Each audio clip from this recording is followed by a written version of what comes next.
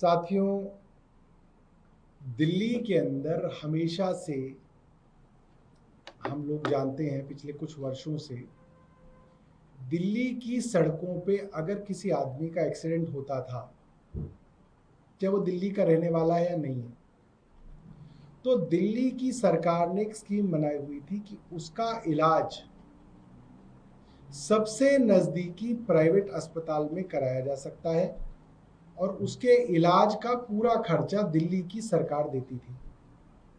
इसकी वजह से बहुत सारे लोग जिनकी सड़क पर दुर्घटना होती है उनकी जान भी बची, क्योंकि ये कई कोर्ट के मामलों में भी देखा गया है और डॉक्टर्स और इमरजेंसी के अंदर देखने वाले स्पेशलिस्ट ये बात कहते हैं कि जब भी कोई गंभीर दुर्घटना सड़क पे होती है तो अक्सर मृत्यु का कारण ये होता है कि उसको अस्पताल ले जाने में देर हो गई।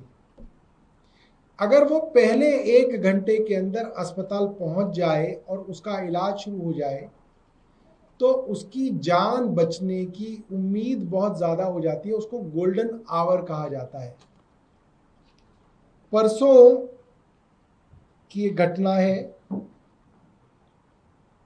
एक वकील साहब हैं श्री अशोक अग्रवाल, उन्होंने एक चिट्ठी लिखी है दिल्ली सरकार को और उसमें उन्होंने कहा है कि दिल्ली में रहने वाले एक 26 वर्षीय युवा अमन झा,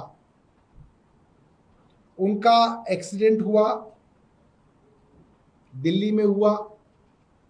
एक्सीडेंट के कारण उनको चोट लगी।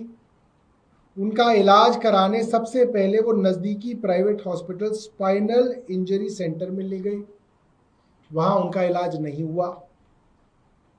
फिर उनको दूसरे प्राइवेट अस्पताल फोर्टिस हॉस्पिटल वसंत कुंज ले जाया गया, वहां पे भी इलाज नहीं हुआ। फिर उनको प्राइमस सुपर स्पेशलिटी हॉस्पिटल ले जाया गया, एक और प्राइवेट अस्पताल, और वहां पे भी अस्पताल में इलाज नहीं मिला। अंततः थक हार के उनको सरकार के अस्पताल सफदरजंग में दाखिल कराया गया और सफदरजंग में उनकी मृत्यु हो गई। आप सोचिए कि ये अमन झा कोई भी हो सकते हैं, ये अमन झा आप भी हो सकते हैं, ये अमन झा जो भी ये प्रेस कॉन्फ्रेंस सुन रहे हैं वो भी हो सकते हैं, और उनका कोई रिश्तेदार भी हो सकता है, उनका अपना जवान बेटा भी हो सकता है। क्योंकि जब रोड पे एक्सीडेंट होता है तो उसके ऊपर सर पे नहीं लिखा होता कि वो भारतीय जनता पार्टी का नेता है या भारतीय जनता पार्टी का वोटर है या वो किस पार्टी का वोटर है। एक्सीडेंट तो होते हैं, और जब एक्सीडेंट होता है तो फोन वोन सब टूट जाते हैं, अपना सगा संबंधी नहीं आ पाता है। कोई सड़क चलता आदमी अगर हिम्मत कर ले तो वो उसको नजदीकी अस्पताल में ले जाके छोड़ सकता है। इतना ही आप काम कर सकते हैं।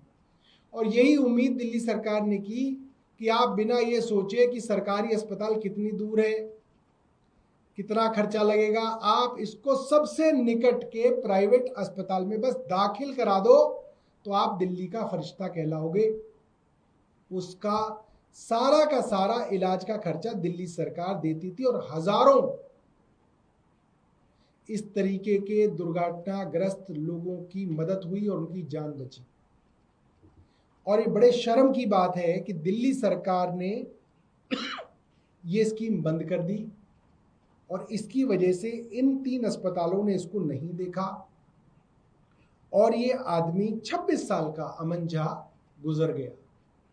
क्या होगा उसके परिवार में, माँ बाप होंगे, बीवी बच्चे होंगे, मुझे जानकारी नहीं है, मगर जो भी होगा कुछ अच्छा नहीं होगा किसी परिवार के लिए। एक 26 साल के लड़के का ऐसे गुजर जाना और देश की राजधानी में 3 अस्पतालों में जाना और इलाज ना होना, ये एक शर्मसार कर देने वाली बात है। तो अशोक अग्रवाल जी ने दिल्ली सरकार के स्वास्थ्य विभाग को लिखा है कि इन 3 अस्पतालों पर कार्रवाई की जाए। हालांकि मुझे उम्मीद कम है कि दिल्ली की भारतीय जनता पार्टी सरकार प्राइवेट अस्पताल या प्राइवेट स्कूल के ऊपर कोई कार्रवाई करे, इसकी उम्मीद मुझे भारतीय जनता पार्टी की सरकार से ना के बराबर है। मगर इस वक्त मैं ये जरूर बताना चाहूंगा कि जब हमारी सरकार थी तब भी दिल्ली के एलजी विनय सक्सेना और उनके चहेते अफसरों ने इस स्कीम को रोकने की कोशिश की। इस स्कीम के अंतर्गत आने वाले प्राइवेट अस्पतालों के बिल रोके गए, फंड्स रोके गए। मैं सुप्रीम कोर्ट में खुद एक हेल्थ मिनिस्टर की हैसियत से गया, सुप्रीम कोर्ट के अंदर हमें मुकदमा करना पड़ा, तब जाके ये स्कीम के पैसे दिए गए और ये स्कीम दोबारा से सुचारू रूप से चल पाई। और जब से अब इनकी सरकार आई है, इन्होंने दोबारा से इस स्कीम को ठप कर दिया है। मैं सिर्फ रेखा गुप्ता जी से कहना चाहूंगा, इस तरीके की मानवीय स्कीमों के अंदर राजनीति ना लाएं। ये बहुत घटिया संकेत है कि आप इस तरीके की स्कीमों को भी घटिया और छोटी राजनीति के चलते रोक रहे हैं। बहुत बहुत धन्यवाद। तो कारण क्या रहा था कि तीनों अस्पतालों ने जो क्या नहीं लिया? यही रहा। देखिए इन्होंने जो लिखा है इसके अंदर, in NCT of Delhi a victim of road accident namely Aman Jha died due to denial of treatment by 3 private hospitals namely ये by giving various excuses while it is very clear by the government, यही कि अलग अलग बहाने बना के उन्होंने उनका इलाज नहीं किया। ये तब होता है, देखिए आप इस बात को समझिए, जब सरकार प्राइवेट अस्पताल को इलाज का पैसा देगी तो प्राइवेट अस्पताल उसका इलाज करेगा। अगर सरकार अस्पताल के इलाज का पैसा ही नहीं देगी तो प्राइवेट अस्पताल क्यों करेगा? तो नहीं हो रहा इसलिए।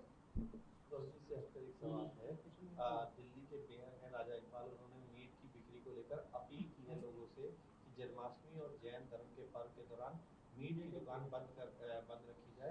उन्होंने कहा है कि अवैध बूचर खानों को चलने नहीं दिया जाएगा और चलते पाए गए तो देखिए अवैध बूचर खानों को तो वैसे ही नहीं चलने दिया जाना चाहिए। जो राजा इकबाल सिंह हैं उनको समझना चाहिए कि अवैध मीट की दुकानें तो वैसे ही नहीं चलनी चाहिए। जन्माष्टमी क्या और जैन धर्म का कोई पर्व क्या, तो वैसे ही जो है आप कर सकते हैं। मगर मेरा ऐसा मानना है, इस तरीके के आदेशों के चलते निचले स्तर पे मीट की दुकानों से पैसों का लेन देन होता है।